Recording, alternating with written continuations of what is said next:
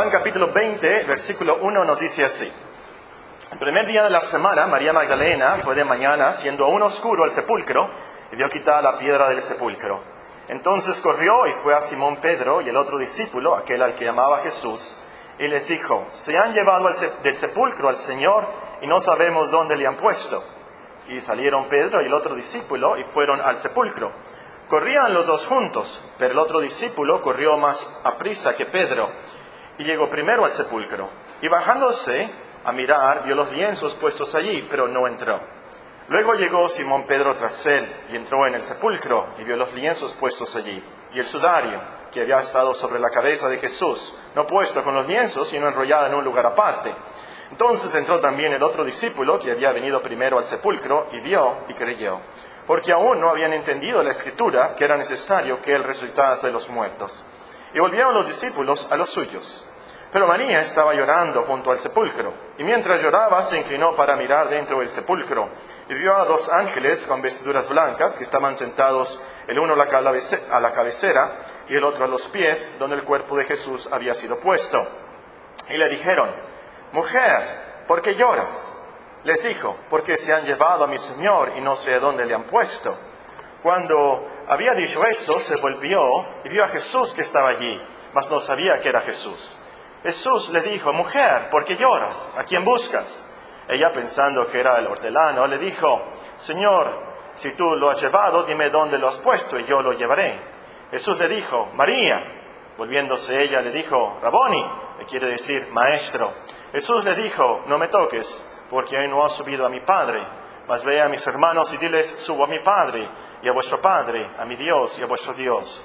Fue entonces María Magdalena para dar a los discípulos las nuevas de que había visto al Señor y que Él le había dicho estas cosas. No sé ustedes, pero la mayoría de la gente cree que cuando nuestro Señor Jesucristo resucitó, pasaron unas horas y luego Él ascendió al cielo. Eso es lo que cree la mayoría de la gente. Pero si leemos en el libro de los Hechos, nos damos cuenta que nuestro Señor Jesucristo pasó 40 días aquí en este mundo antes de ascender al Padre. 40 días. Ahora, ¿qué hizo durante esos 40 días? Nos dice Lucas brevemente que Él predicó y anunció el reino de los cielos. Ahora, el punto que quiero hacer, y lo mencionamos en esta mañana, nuestro Señor Jesucristo tuvo amplia oportunidad para manifestarse al mundo en esos 40 días. Pero Lucas nos informa que Cristo solo se apareció a los testigos que Dios había ordenado de antemano. No toda la gente lo vio. En 1 Corintios 15 tenemos una lista específica de quién vio a nuestro Señor Jesucristo. De todos esos testigos, la primera persona a la cual el Señor se apareció fue a María Magdalena. Este pasaje de Juan describe esa aparición. Estamos leyendo este pasaje, notando algunas de sus lecciones, de Juan capítulo 20. Lo último que vimos fue del versículo 9, ahí nos quedamos. Aprendimos que es Cristo resucitado que nos da el entendimiento para comprender las Escrituras, las profecías, sus promesas y todo lo que Dios nos revela. Podemos tener las Escrituras y podemos tener toda la evidencia en el mundo, pero sin el entendimiento no podemos comprender nada, no podemos actuar, no podemos aplicarlo a nuestras vidas, no podemos ser salvos sin ese entendimiento. A lo último, es Cristo resucitado que nos da ese entendimiento, como confirmamos en Lucas capítulo 24. Entonces, hay que pedirlo del Señor, así como el salmista: abre mis ojos para que entienda las maravillas de tu ley. Una y otra vez vemos en el Salmo 119 cómo el salmista pide entendimiento, y así cada cristiano, todo cristiano, y el que no es cristiano más, debe pedir el entendimiento de Dios. Muy bien, nos quedamos entonces en ese versículo. La última parte del versículo nos dice así, y es el corazón del sermón. Juan capítulo 20, versículo 9. Porque aún no habían entendido la Escritura, que era necesario que Él resucitase de los muertos. Era necesario que Él resucitase de los muertos. La palabra necesario aquí es muy especial. Connota una necesidad absoluta, una necesidad vital, esencial. Por ejemplo, podemos decir, y los doctores dicen que hay que desayunar, que es muy necesario desayunar. Podemos decir eso, que es necesario desayunar, pero realmente la gente sobrevive sin desayunar. Hay mucha gente que no desayuna, Pero si un científico nos dice que nosotros necesitamos, para obtener agua, necesitamos 2 moléculas de hidrógeno, es necesario tener 2 moléculas de hidrógeno y una de oxígeno, ese necesario es absoluto. Es decir, sin las 2 moléculas de hidrógeno es imposible tener agua. Es necesario, en esa connotación que tenemos aquí la palabra. Se trata de algo absolutamente necesario, vital y esencial. Ahora, ¿por qué era absolutamente necesario que nuestro Señor Jesucristo resucitase? ¿Por qué? Porque era imprescindible que el Señor resucitara. Vamos a ver esta tarde las razones principales. Ya el hermano en su mini sermón al principio del culto mencionó algunas de estas lecciones. Pero vamos a ver lo más esencial. Número 1. ¿Por qué resucitó nuestro Señor Jesucristo? Porque era necesario que Él resucitase. Número 1, para comprobar que Él es Dios. Romanos capítulo 1, el versículo 4, nos dice así. Romanos capítulo 1 y el versículo 4, hablando de nuestro Señor Jesucristo, que era del linaje de David según la carne. Romanos 1:4 nos dice que fue declarado Hijo de Dios con poder según el Espíritu de Santidad, por la resurrección de entre los muertos. Fue declarado, confirmado, que Él es el Hijo de Dios. Él es Dios mismo. Y esto es lo que le dio valor a su sacrificio en la cruz. Su sangre es poderosa para salvarnos, porque Cristo es Dios. Y esto se comprobó al resucitar de entre los muertos. Es por eso, como nos dicen eso, lo que estudiamos el año pasado, en el día de la resurrección. Era imposible que la muerte lo reteniera. ¿Por qué? Porque Él es Dios. Y si Él no hubiera resucitado, entonces sus declaraciones que Él era Dios no hubieran sido creídas. No creeríamos nada de lo que dijo. Pero Cristo resucitó. Sus declaraciones son verdad. Él es Dios. Podemos creer sus promesas. Podemos creer las buenas noticias del Evangelio, que por nuestra fe en Él tenemos vida eterna. Y también y sobre todo, como Él resucitó y comprobó que Él es Dios, nosotros debemos adorarle. Debemos adorarle como Santo Tomás, que dijo: Señor mío y Dios mío, Cristo es Dios. Era necesario también que Cristo resucitase de los muertos para perdonar nuestros pecados. San Pablo nos declara claramente en 1 Corintios 15, si los muertos no resucitan, tampoco Cristo resucitó. Y si Cristo no resucitó, vuestra fe es vana. Aún estáis en vuestros pecados. Aún estáis en vuestros pecados si Cristo no resucitó. También escribiendo de Abraham nos dice en Romanos 4 el apóstol, por lo cual también su fe le fue contada por justicia. Y no solamente con respecto a Él se escribió que le fue contada, sino también con respecto a nosotros, a quienes ha de ser contada. Esto es, a los que creemos en Él que levantó los muertos, a Jesús, Señor nuestro, el cual fue entregado por nuestras transgresiones y resucitado para nuestra justificación. Y resucitado para nuestra justificación. Este es el último versículo de Romanos 4. Y luego sigue el famoso versículo de Romanos 5. Justificados pues por la fe, tenemos paz para con Dios.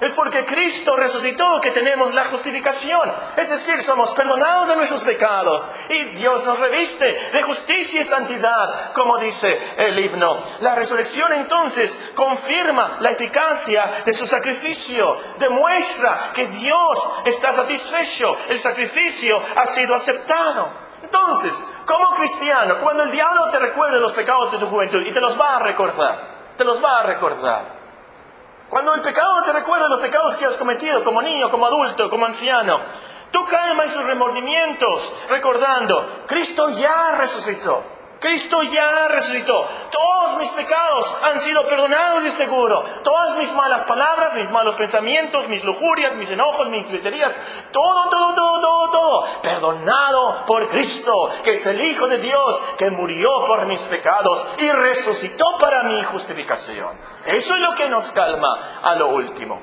En tercer lugar, era absolutamente necesario que Cristo resucitase para poder interceder por nosotros. Hebreos capítulo 7 y el versículo 22 nos explica.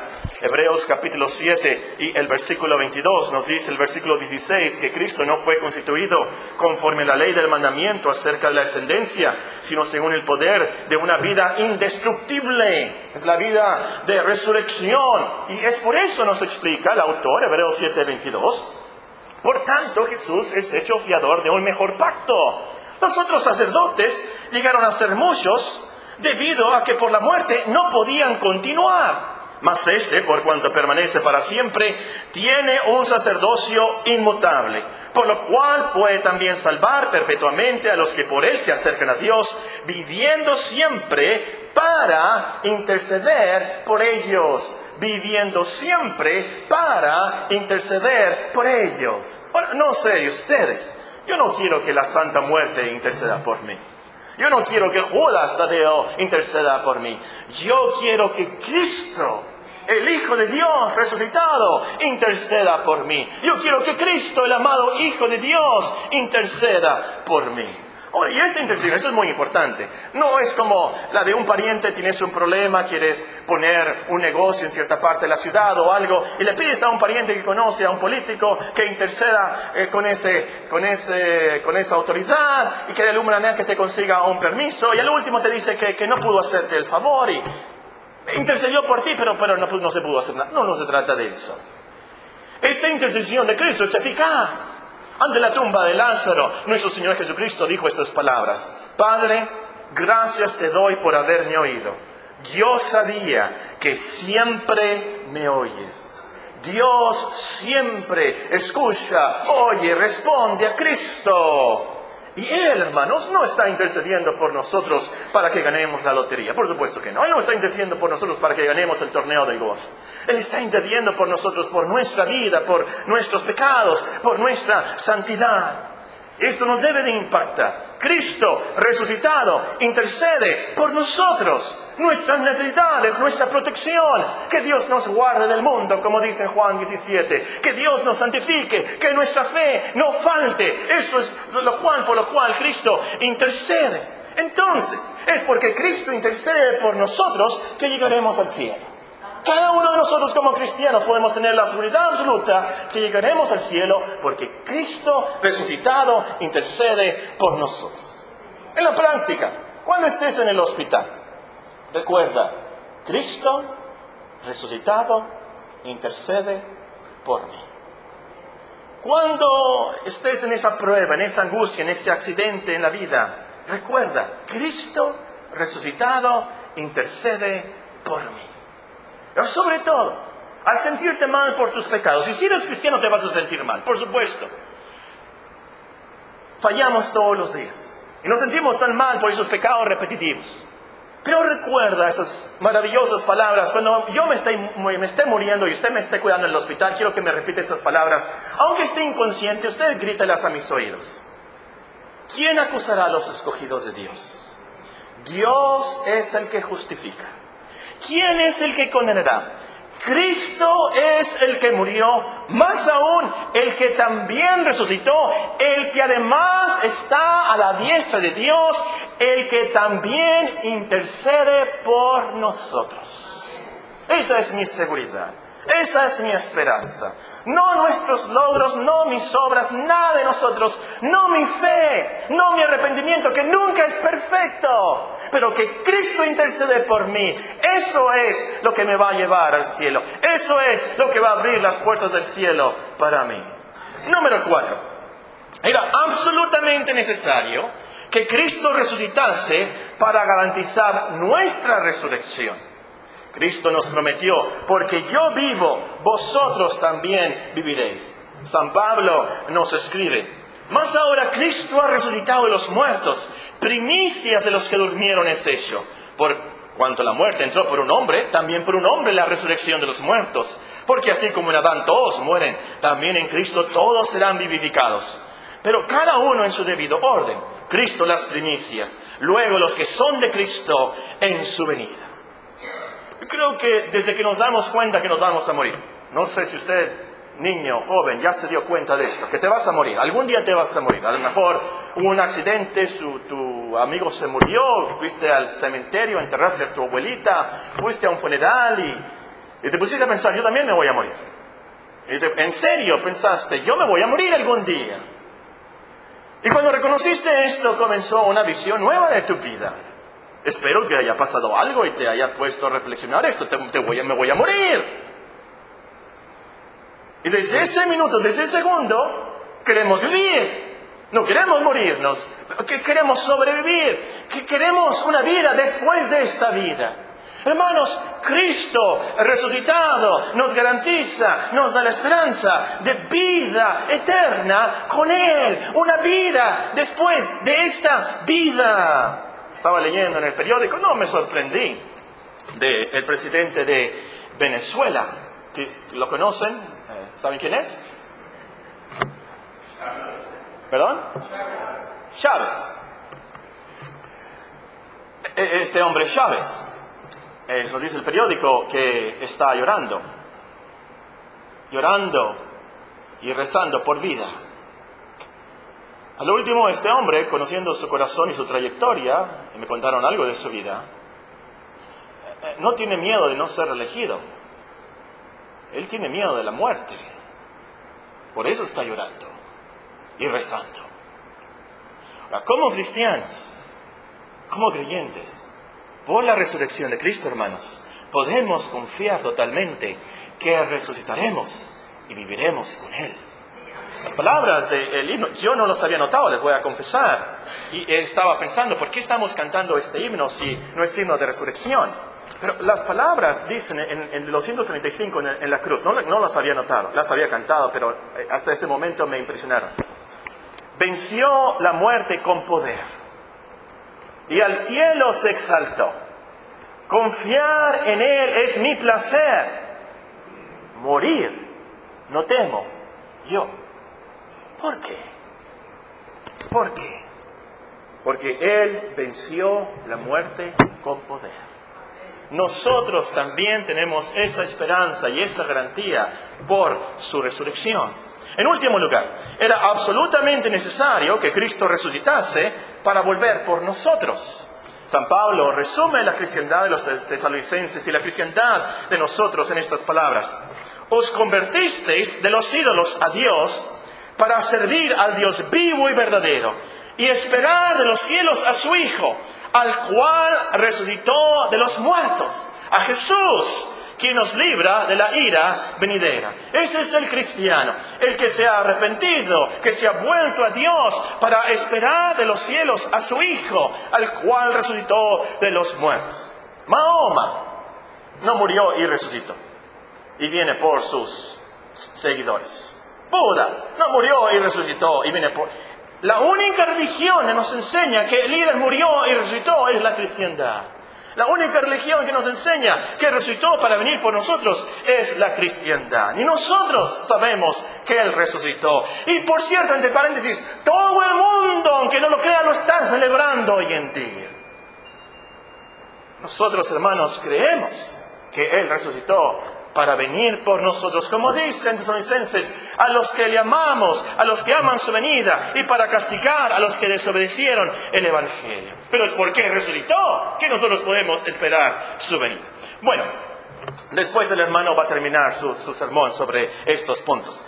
Lo que vimos aquí es lo principal. Era absolutamente necesario que Cristo resucitara. Ahora, siguiendo con nuestro pasaje, versículo 10. Juan capítulo 20 y versículo 10 nos dice así. Volvieron los discípulos a los suyos, pero María estaba fuera llorando junto al sepulcro. Y mientras lloraba, se inclinó para mirar dentro del sepulcro, y vio a dos ángeles con vestiduras blancas que estaban sentados, el uno a cabecera y el otro los pies, donde el cuerpo de Jesús había sido puesto. Y le dijeron, mujer, ¿por qué lloras? Les dijo, mujer, ¿por qué lloras? Les dijo, porque se han llevado a mi Señor y no sé dónde le han puesto. María Magdalena fue una mujer que amó mucho al Señor. Vimos en esta mañana algo de esto. Y es por eso que estaba llorando tanto, por supuesto. Amó mucho al Señor porque el Señor la perdonó mucho. La salvó de sus pecados y la libró de 7 demonios. Pero el problema es que estaba llorando por cosas imaginarias, totalmente falsas, totalmente negativas. según ella, se habían llevado el cuerpo del Señor. Eso no era cierto. Esta mañana aprendimos una lección muy importante, que no debemos de imaginarnos cosas negativas, falsas. Esas ansiedades nos provocan pecado en nuestra vida. No debemos de hacer eso. Debemos obedecer Filipenses 4:8. Por lo demás, hermanos, todo lo que es verdadero, todo lo honesto, todo lo justo, todo lo puro, todo lo amable, todo lo que es de buen nombre, si hay virtud alguna, si hay algo digno de alabanza, en esto pensad. Eso aprendimos. Otra cosa que aprendemos de nuestro pasaje es que los ángeles son enviados por Dios para ayudar a los cristianos. Nos dice este pasaje que María vio 2 ángeles dentro del sepulcro, transformados, por supuesto, a forma de jóvenes. Ella no los reconoció como ángeles, pero obviamente, por supuesto, no dice la Escritura que eran ángeles. Y fue algo especial, era el día de resurrección. Por supuesto, era algo especial. Pero es obvio que esos ángeles fueron enviados para ayudar a María Magdalena. Juan y Pedro no los vieron. Nada más fue María Magdalena. Ahora, el punto es, el autor de Hebreos nos enseña que los ángeles son todos espíritus ministradores enviados para servicio a favor de los que serán herederos de la salvación. No tan solamente los niños cristianos tienen ángeles. Todos nosotros tenemos ángeles, también los adultos. El periódico, no sé si ustedes leyeron sobre los nuevos lentes que están inventando los de la compañía Google. Estos lentes en inglés se llaman lentes Virtual Reality Glasses. Supuestamente con estos lentes se puede ver la realidad virtual.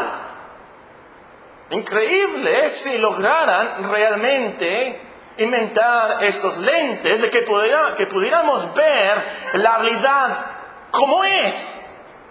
Si tuviéramos esos lentes esta noche y nos pusiéramos, pudiéramos ver ángeles en este culto, en esta iglesia. San Pablo nos dice en 1 Corintios 11 que las mujeres deben cubrirse la cabeza a causa de los ángeles en el tiempo de adoración.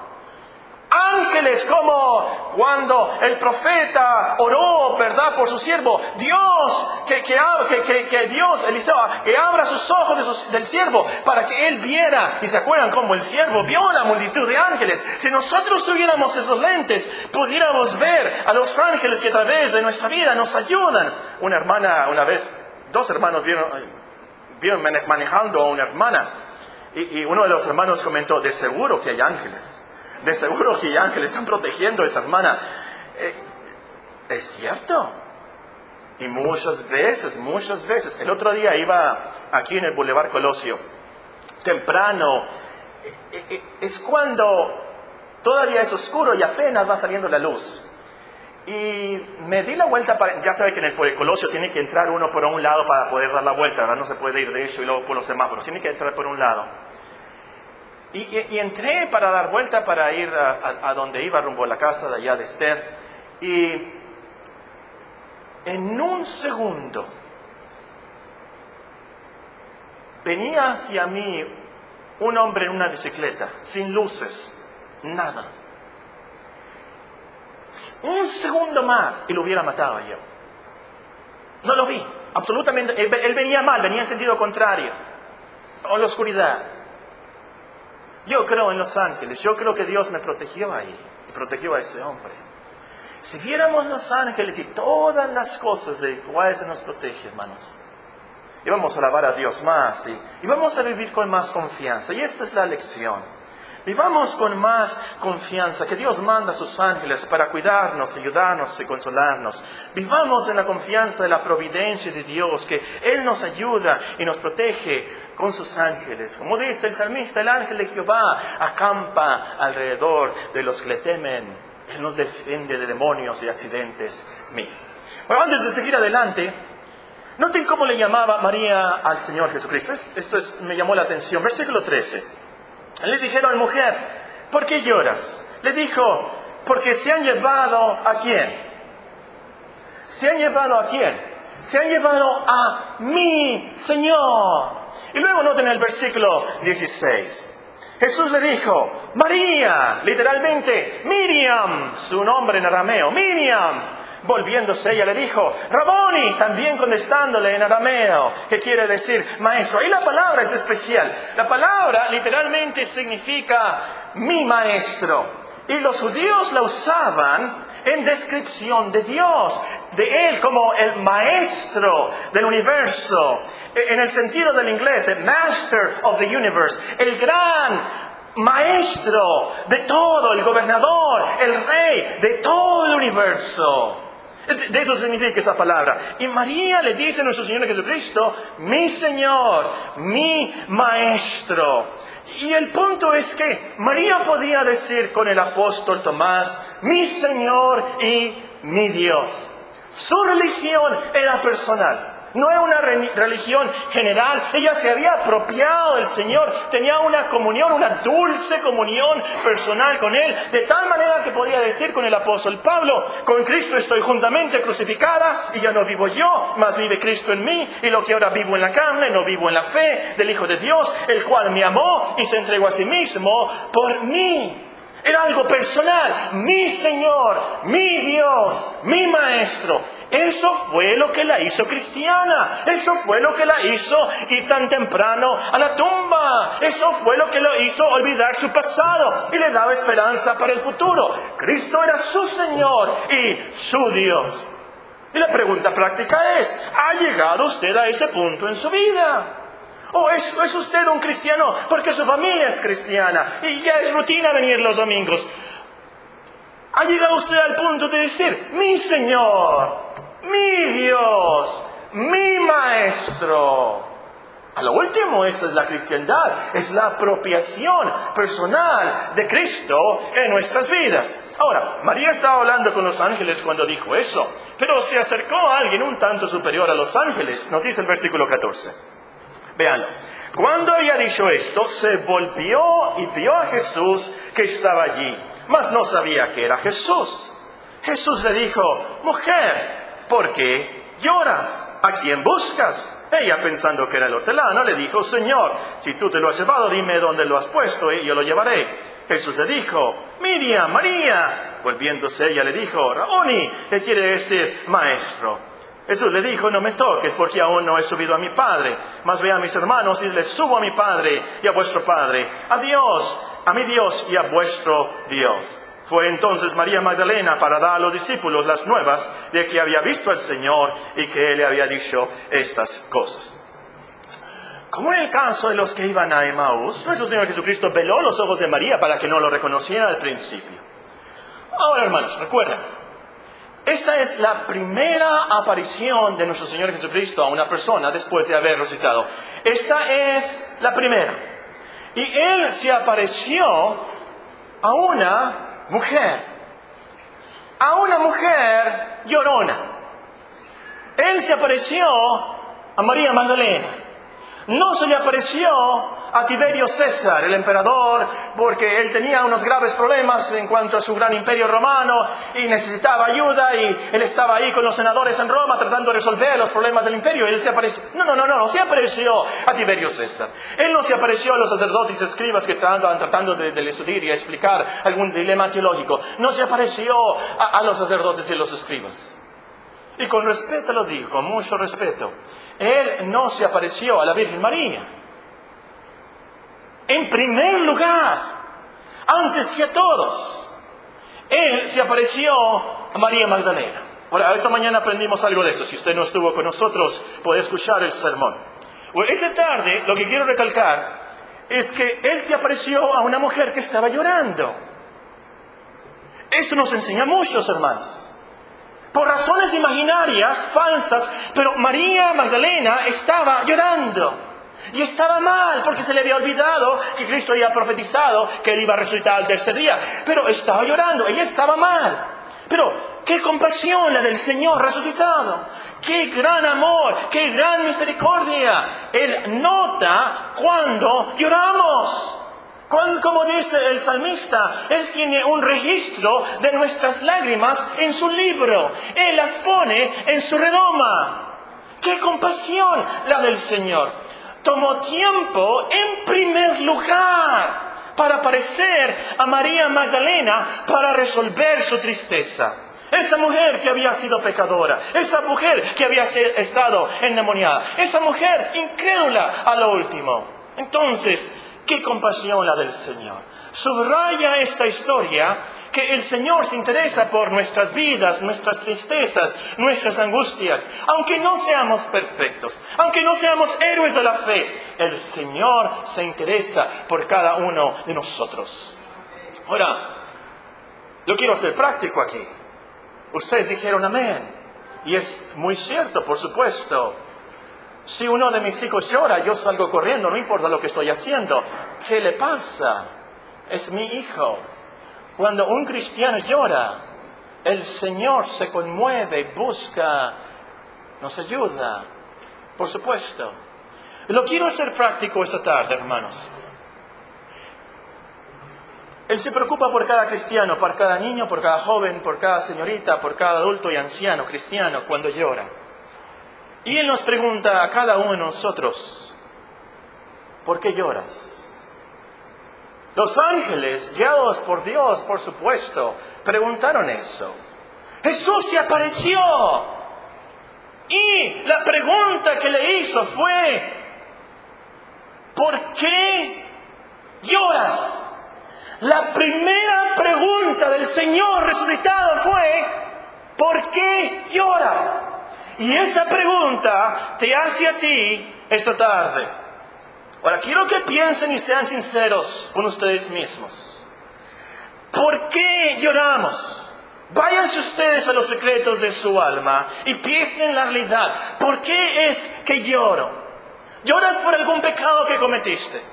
Lloras y tienes esas lágrimas por un pecado que cometiste. Cristo resucitado, Cristo vencedor sobre el pecado te dice, ¿por qué lloras? Mi sacrificio ha sido aceptado. Yo he pagado por todos tus pecados. Ya los borré de los libros de Dios con mi sangre. ¿Por qué lloras? Lloras por un problema familiar. Y es angustioso y terrible, te hace llorar todas las noches. Cristo resucitado, que tiene toda autoridad sobre todos los cielos y sobre toda la tierra, sobre todas las cosas. Él te dice, a los que aman a Dios, todas las cosas les ayudan a bien. Esto es, a los que conforme a su propósito son llamados. Yo tengo un plan perfecto, te dice. Los hombres lo ven como algo malo esto y lo ves tú como algo terrible. Pero yo haré esto para tu bien. Tal vez usted está llorando por una enfermedad crónica. Alguien me está escuchando en el internet y tiene cáncer. A lo mejor tiene usted una enfermedad que lo hace llorar. Todas las noches, todos los días, está llorando por esa enfermedad. Cristo resucitado te dice, yo soy el que tiene poder para sanar. Yo tengo el poder, yo tengo la autoridad. Y si no te sano por mi voluntad, te daré gracia para sobrevivir esta prueba. Yo soy el que tiene las llaves de la muerte. Tú no te vas a morir a menos que sea mi voluntad y que sea para mi gloria. O lloras allí, por favor, llena tú la línea. ¿Por qué estás llorando?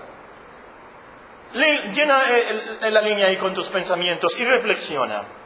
Cristo resucitado te pregunta a ti, ¿por qué lloras? Yo soy el vencedor. Yo soy Dios mismo. Ten fe, mírame a mí, pon tus ojos en mí. Yo soy soberano sobre todo. Y la lección es, hermanos, con Cristo resucitado a nuestro lado, y Él siempre está, ¿por qué llorar como el mundo que no tiene esperanza? Él tiene gran compasión de nosotros. Él es sabio, Él es soberano, misericordioso, perdonador. Él se preocupa por nosotros. Él intercede por nosotros. Todo saldrá bien. Absolutamente todo en el cielo se va a aclarar y vas a ver, Él guió todo a la perfección. Tan feo que se ve ahorita, tan difícil e imposible que se ve eso en tu vida, pero vas a ver a lo último, Dios guió esto para la salvación de este pariente, para la salvación de este primo, para la salvación de este amigo. Él guió todo este sufrimiento para su gloria. Y vas a ver al final todo ese panorama de cómo Dios actuó y guió todo a la perfección, y te vas a gozar que fuiste parte del plan perfecto de Dios. Lo último, hay otras lecciones por supuesto, pero lo último que vamos a ver es que el Señor no se avergüenza de llamarnos hermanos. Notaron las palabras del Señor en versículo 17, véanlo otra vez. Jesús le dijo: no me toques, porque aún no he subido a mi Padre, mas ve a mis hermanos y diles: subo a mi Padre y a vuestro Padre, a mi Dios y a vuestro Dios. Mas ve a mis hermanos. Les había dicho amigos, ahora les dice hermanos. ¿Quiénes eran esas personas? Eran Pedro, el que le había negado. Eran los demás discípulos que lo habían desertado. ¿Qué tan misericordioso y perdonador es el Señor resucitado? Llamó hermanos a Juan, el hijo del trueno, Pedro, el que le negó, a todos esos desertores cobardes, miedosos. Llamó hermanos a esos discípulos, a él les llama después duros de corazón, que habían olvidado la profecía de su resurrección. Llama hermanos a esos discípulos como Tomás, y no fue el único, que eran incrédulos y dudaron aún después del anuncio de la resurrección. Ellos dudaron. Hermanos, Cristo resucitado nos llama a nosotros, hermanos, nosotros que le fallamos tanto, nosotros que somos incrédulos, nosotros que dudamos tanto. Con razón, dice el autor de Hebreos, Él no se avergüenza de llamarlos hermanos. Y somos hermanos porque somos hijos de Dios. Claro, por supuesto, es muy diferente, Él es hijo de Dios de la eternidad, pero nosotros somos adoptados. Y por eso hay una diferencia ahí en el vocabulario, y por eso dice nuestro Señor Jesucristo: subo a mi Padre y a vuestro Padre, a mi Dios y a vuestro Dios. Pero la lección es: qué privilegio, qué gran bendición. Somos hermanos de Cristo resucitado. Somos hermanos de Cristo resucitado. Tenemos todo asegurado entonces. ¿Quién contra nosotros? Si Dios es nuestro Padre Celestial, ¿quién contra nosotros? Somos herederos de Dios, coherederos con Cristo. Algún día lo vamos a entender qué es eso. Increíble.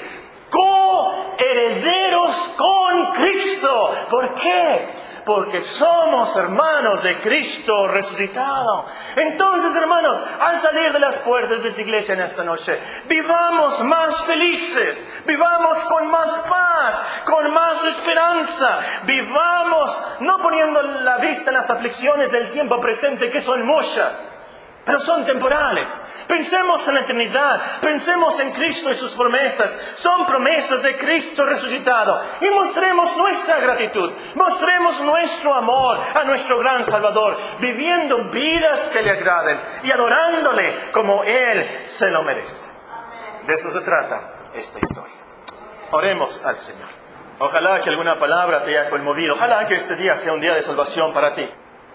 Ojalá que puedas decir como María Magdalena: mi Señor, mi Maestro, mi Dios. Si somos cristianos, cada uno de nosotros digámosle al Señor: Señor, dame ese amor, como el de María Magdalena. Ayúdame a amarte, a adorarte, como tú te lo mereces.